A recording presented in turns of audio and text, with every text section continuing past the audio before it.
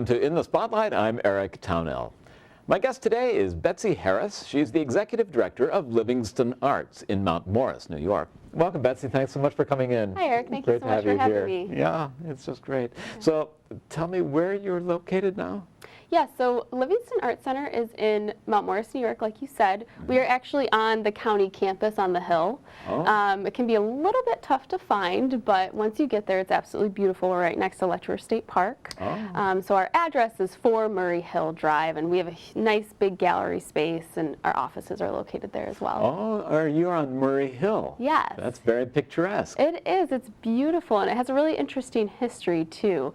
It used to be a tuberculosis sanatorium, actually. Yeah, from the 1930s and all the way to the 70s. Oh, my, that late. Yeah. Interesting. So once it closed down, then the county bought it, and that's how we came to be. So if people want to learn more about Livingston Arts while they're watching this television show, what's the website address they can go to? So our website is www.livingstonarts.org. They can find all of our information on there, where we're located, hours. We do have open gallery times, obviously. And they can also find links to, like, our Facebook page and Instagram. I see. So, yeah, Okay. see all the cool things that are going on. That's neat that you think so. Yeah. Yeah. And so Livingston Arts is the Arts Council. It is, yes. We are Livingston County's official arts council and have been so for 50 years. So we're actually in our 50th anniversary right now, which is hard to believe. But we are celebrating with discounted memberships right now for anyone who'd like to join.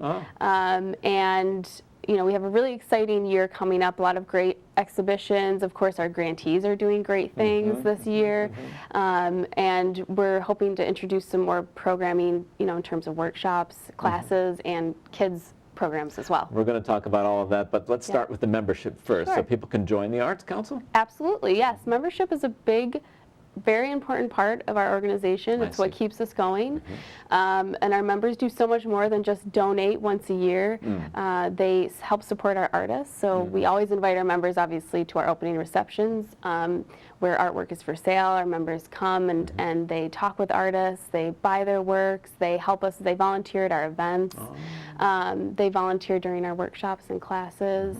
And of course, they're our stewards, right? They tell other people about Livingston Arts. So our members are so important to us. And yeah, so anyone, absolutely. If you're interested in the arts and you like supporting the arts in our area, you can absolutely be a member of Livingston. So is it a transitory audience that you're serving, or is it basically people from Livingston County? Or? No, we try and reach as many people as we can, especially with our most recent broadening of our grants program into Monroe County. We try and offer more services in Monroe County as well. So that's why our program coordinator, for example, has an office space in the Anderson Art Building. Here in Rochester? That's right. I understand. Yep. And so we try and, so we don't have a physical space yet. You know, she just shares a studio space with an artist.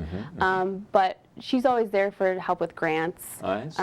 And can answer exhibition questions if artists are interested. I see. And so we're broadening, but yeah, most of our constituency is Livingston County, obviously. You know, that's where we've been. but we do broaden. Now, you mentioned grants. Just tell me, what are those? Yeah, absolutely. So Livingston County is the administrator for New York State Council on the Arts decentralization grants in both Livingston and Monroe counties. That means that nonprofit organizations, cultural institutions, artists, schools can apply to us and get these grants, you know, for an assortment of things. And it's, of course, community-based. They are called the Community Arts Grants. So we're always interested in programs that are bringing more arts and more culture to our community, like I said, in both Livingston and Monroe County. So those are our state grants.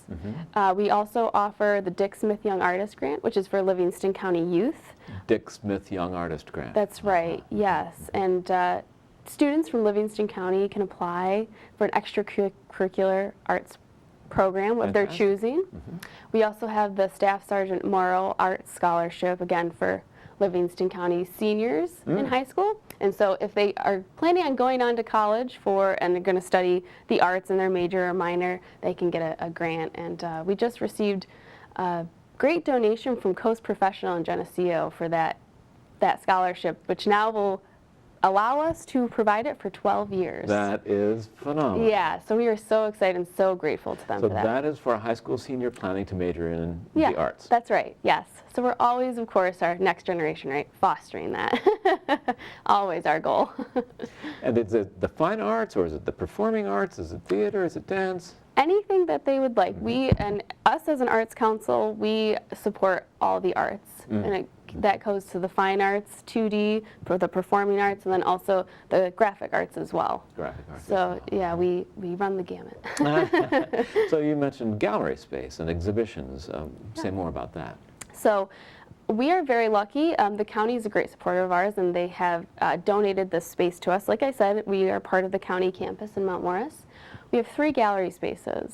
One of them we dedicate to emerging artists, so artists who don't have a lot of experience exhibiting, we allow them to use this space, usually for about 4 weeks at a time.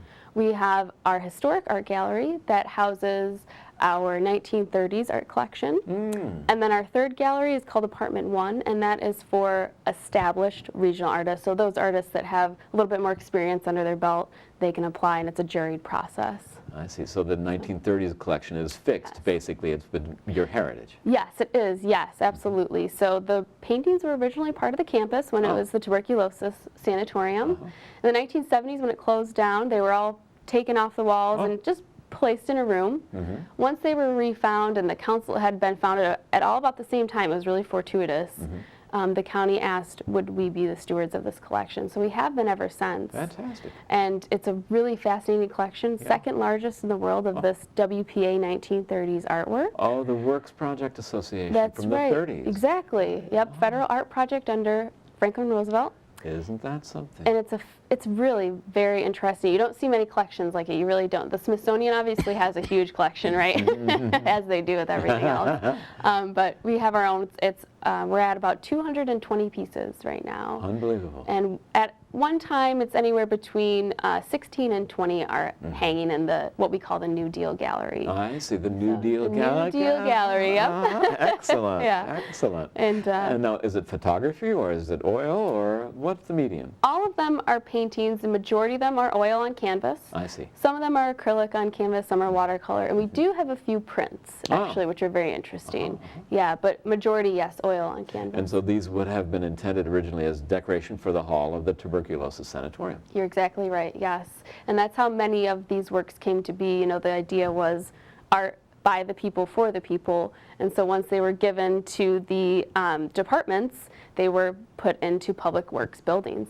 TB sanatoriums, post offices. You'll see a lot of post offices that were built in the 1930s. They have great murals. So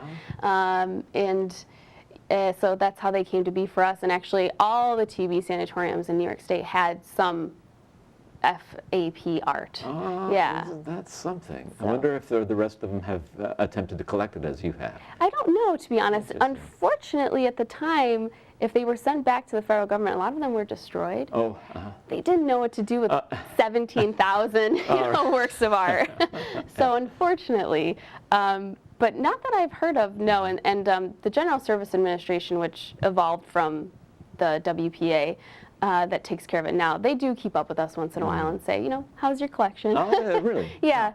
Is it the same? Has anything changed? So, because technically the federal government does still own them. Oh, right. I wonder if there's been a conservancy effort, or are they pretty much in original condition? Or Yes.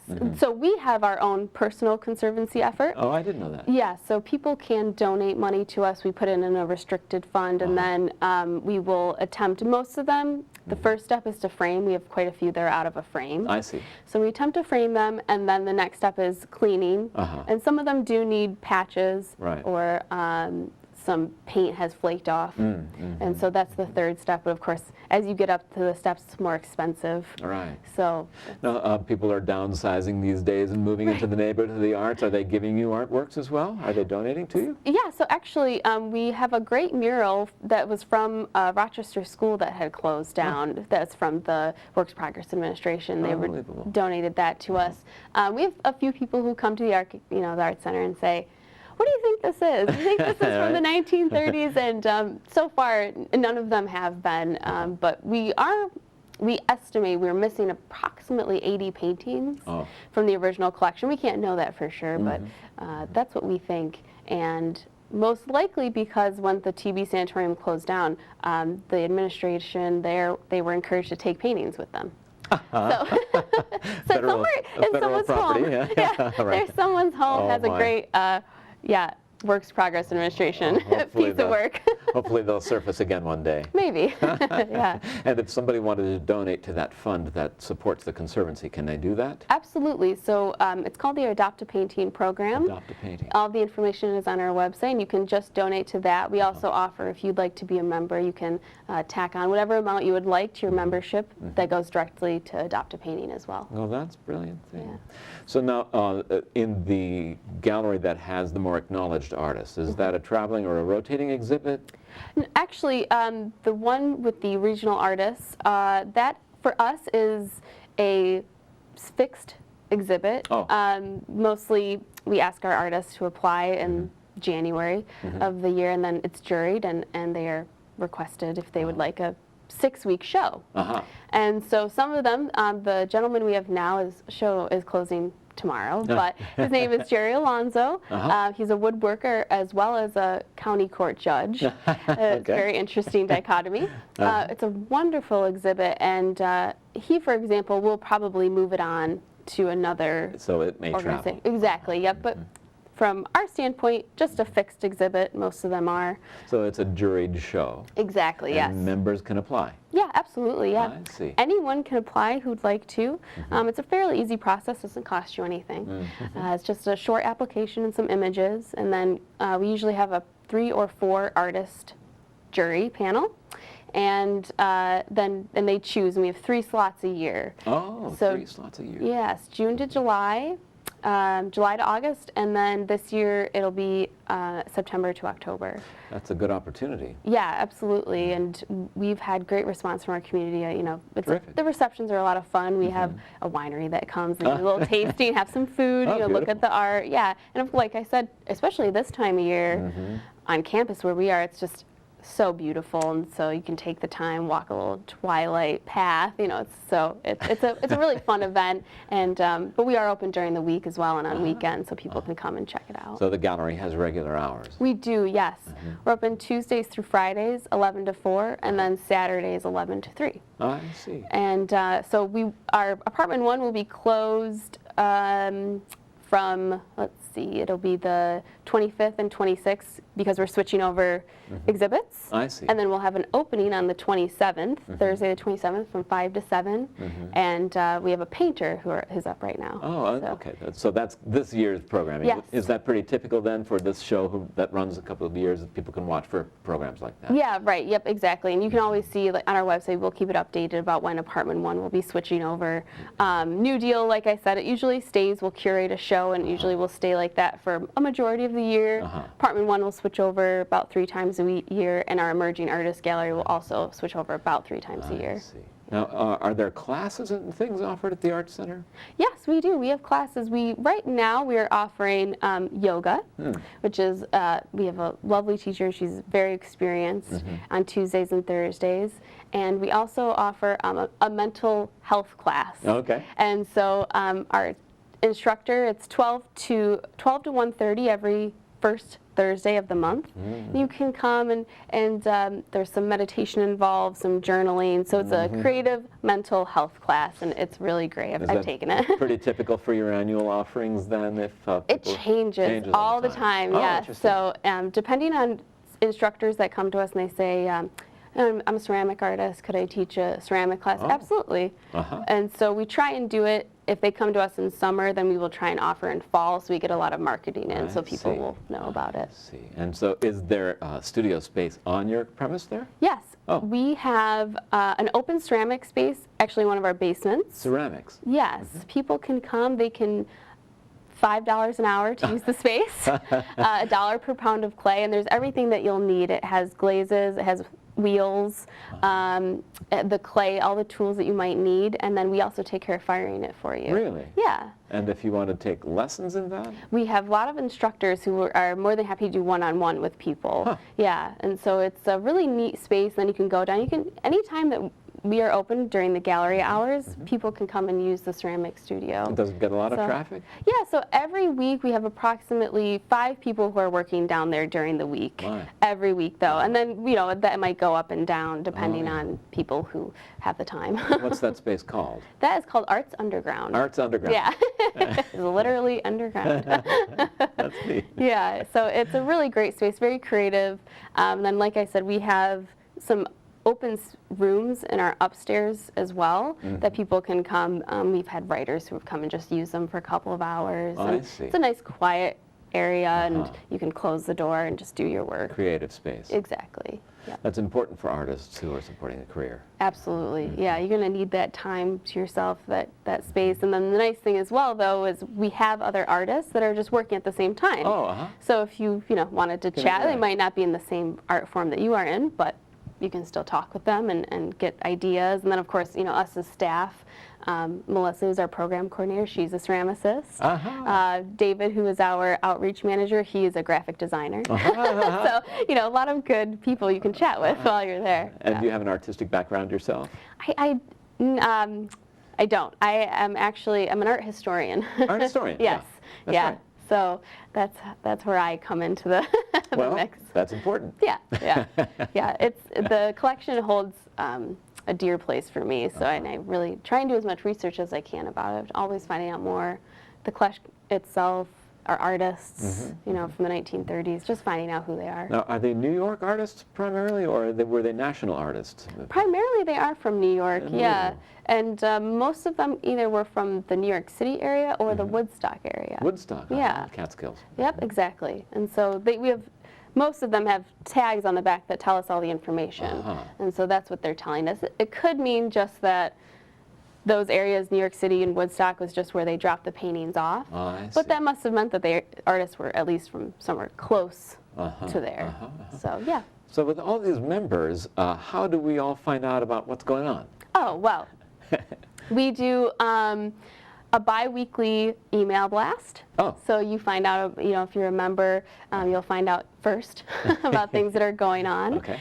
You'll find out about, members' offerings that we have. So if we have a ticketed event, we often, obviously, if you're a member, you get like $5 or $10 off the ticket price. Yeah.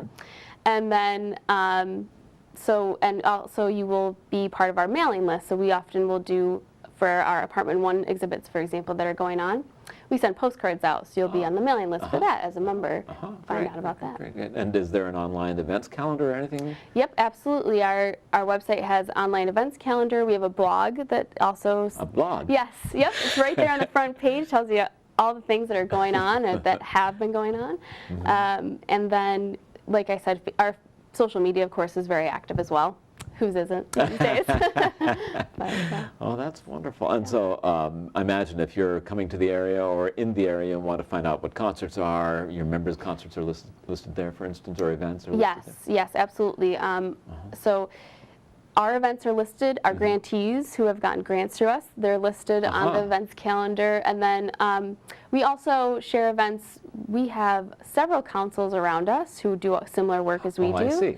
And so we all support each other, and the way we do that is things like putting up each other's events on our respective calendars. That's and good. So Arts Council Wyoming County, Go Art in Batavia, ASI and Buffalo, New York. So we try and put all their events on our calendar as Wonderful well. interchange. Yeah, absolutely. Yeah, we work together very closely, trying to bring, especially if there's a larger, more well-known performer, for example, we will try and get together and bring them to our area. And Shake on the Lake, for example, is another really good example of a organization that started in Wyoming County but has spread. They are now doing performances of Romeo and Juliet in Livingston County, Wyoming County, and I believe also in Genesee County. Oh, so you've really fostered that progress. Yeah, absolutely. I mean, we try and support organizations like that as much as we can. We want to see them grow. We want to see and they're such a high quality organization that we're really excited about. I mean, it's much like Rochester Oratorio Society. We love having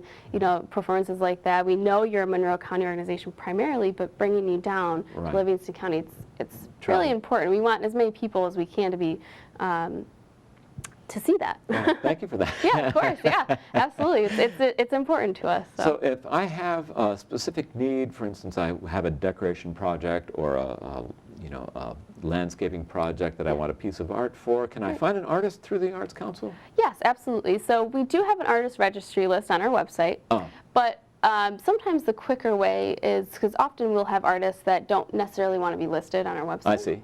So it might be quicker to just email us directly and say, this is what I'm looking for, do you have any suggestions? And if we don't, then we will put you into contact, like I said, with our sister organizations. And because they also have long lists of artists in their area. So absolutely, we've gotten requests before for portraiture, and we have a lot of 2D artists who are more than fascinated and interested in something like that, and commissions, they're important to an artist's livelihood. Yeah. So yes, we of course will help you with that. Now, how about jobs in the arts? Are you a conduit for that as well? So actually, that's something that we haven't really gotten into. However, that's something else we do have contacts in. So the New York Foundation for the Arts, for example, they are an excellent resource for jobs in the arts. I see. And so something like that the average person may not know. If you come to us, we're more than happy to point you in that direction. But not something you'll find directly on our website, but we can be a resource to connect you with those things and those people. Is there anything else on your website that I ought to have looked at and missed somehow? Oh gosh, I don't think so. Okay. You covered very well. Well, as an arts historian, you must love being in Mount Morris, because the downtown area is art history itself, isn't it? Oh yeah, so Mount Morris in general is just full of fascinating historical tidbits. It's a great place to work, and downtown is a beautiful space, and actually, revitalizing it in the past couple of years. It's probably people who haven't been there in a little while will be shocked when they go. There's so many great small business owners, restaurants, and it's a great place to work and be. And there's let's see, when was it? Last summer, I guess it was. They repainted, you know how they used to do old advertisements on the side of buildings? Yes. Oh, they have a really neat one in Mount Morris now. It's for Ivory Soap. Okay. It's really cool. Iconic American scene. It really is, yeah. So. And are the businesses supportive of the arts in Livingston County? Yeah, absolutely. So actually, just yesterday, we had about 10 people who were just milling around our gallery, and the majority of them said, we were at this antique store right on Main Street. They said, you have to go up to the art gallery. Yeah. So great supporters, they're wonderful people. The antique stores are really high caliber, the restaurants are great, so it's a nice place to spend an afternoon. And then of course Letchworth, there's an entrance right there. And Letchworth is also a really good supporter of us. Are they really? Yeah, so they'll do the same thing. They had basically a washout last week, and the staff were telling people who were asking about things to do, come up to the art gallery. So if they have inclement weather, they send people indoors to your... That's right, yep. So it's a wonderful relationship. We really love having Letchworth as a partner. And Mount Morris was written up in the New York Times for that great revitalization project. That's right, yes. Greg O'Connell, who actually, his first big project was Red Hook in Brooklyn. Okay, yes. right. Yeah, and so that was, he was a major proponent of that revitalization, but he's a Livingston County original. Oh, a native. Yeah, and so he has been starting, and Mount Morris was one of his first projects, and you can tell, that sort of partnership is really important for our small areas, right? And so you can see what he's done, and it's just going to get bigger. We know that, and so we're excited. It's it's going to take a little while, but I think it looks a lot. Even I've been with the Arts Council about 4 years now, and even I can tell, in those 4 years going up and down Main Street. So it's exciting. That's neat. And so where do audiences come from for Livingston County? Are they a Finger Lakes tourism audience, or are they a Cornell, getting out in the country kind of audience? Actually, Corning, rather? I was surprised. A lot of our audience comes from Buffalo. Really? Yes. Yeah, we have a large Buffalo audience, and then of course we have quite a few out-of-town guests, like I said, who come from Letchworth. Oh, yes. So we just had a couple from Brooklyn, but they were originally from India and Ireland. So that was really cool. So we have all sorts of people. But yeah, majority of our, if you're talking local, Buffalo, Wyoming County, that's the majority of our audience. But we, of course, try to reach much further than that, into the Finger Lakes, into Rochester. So, yeah. I see. It's fascinating. Well, you know, between all the classes and the grants and all the fostering of the artworks, that's really... So what's on the horizon for arts in this region, and how would you like to see it grow, and what's your role going to be in that? So what we would like to see in terms of the arts in Western New York is we, of course, want to see arts more integrated in everyday life, right? We want to see it in our schools more. You know, unfortunately, that was the first thing to be cut. We want to see arts integrated. We want to see artists who have galleries flourish. Of course, unfortunately, the trend has been if you're an artist and you open your own gallery, might not do so well. Right. We don't want to see that anymore. We want to see artists making their living from their art. Right. And that's where we want to come into that. We want to be a resource like we were talking about. We want to be a resource for artists. We want to be a resource for people who want to purchase the art. And so we want to make those connections and make sure artists know to come to us. Right. So that's the role we want to play. We want to be the supportive role. We want to give artists as many opportunities as we can to make sure that they are successful and that they feel confident in their career as an artist. Right. And so, and then in terms of our membership, you know, we want, of course, our younger people, right? We want them interested in the arts. Sure. We want families. That's something that we haven't seen a lot of in the past couple of years at the Arts Council. Families. Families, yeah. But we realize, though, we need more programming for families. So family days, you know, Saturdays dedicated to families. Right. Because, like we've been talking about, we have a perfect location for it, you know, for families to come to the gallery and then spend a day at Letchworth. Oh, yeah. So, you know, that's something that our goal is to always try and be as inclusive as possible with as many people as possible. So. Now, if you're starting your own business as an artist, there's a certain amount of business acumen. And do you help them with capacity building or those skills, those business skills? Yeah, so that's something that we call technical assistance. Technical, okay. Technical assistance. And the help desk. Exactly, yeah. And something that we're always focusing on, we will offer 1 to 2 hour sessions for technical assistance for artists. This will probably be starting up again in the spring of next year. Oh, I see.